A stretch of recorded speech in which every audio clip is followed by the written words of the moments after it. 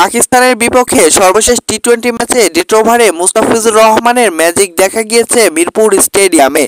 ক্যারিয়ারের শুরু থেকে টাইগার এই পেসার ডট ওভারে স্পেশালিস্ট বোলার হিসাবে এবার বাংলাদেশ-পাকিস্তান টি-20 সিরিজ চলাকালে মুস্তাফিজুর রহমানকে নিয়ে এক পরিসংখ্যান উঠে এলো, যেটা নিঃসন্দেহে কাঁদাবে জাসপ্রীত বুমরাহকে।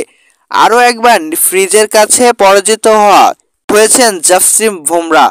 মুস্তাফিজ যেখানে রেটিং পয়েন্টে এবং শীর্ষ 5-এ 1 নম্বরে, যেখানে বুমরাহ পেছনে আছে 5 গুণ, অর্থাৎ 5 নম্বরে। পরিসংখ্যান বলছে আন্তর্জাতিক ডেথ ওভারে সর্বশেষ সবচেয়ে বেশি ডট বল দেওয়া মুস্তাফিজুর রহমান। মুস্তাফিজ ডেথ ওভারে দিয়েছেন 317টি ডট বল।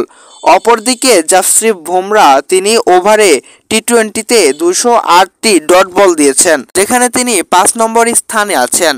ভারতীয় পেসার মুস্তাফিজুর রহমানের পর যথাক্রমে আছেন ক্রিস জোর্ডান, টিম সৌদি, স্ট্যান হ্যারি।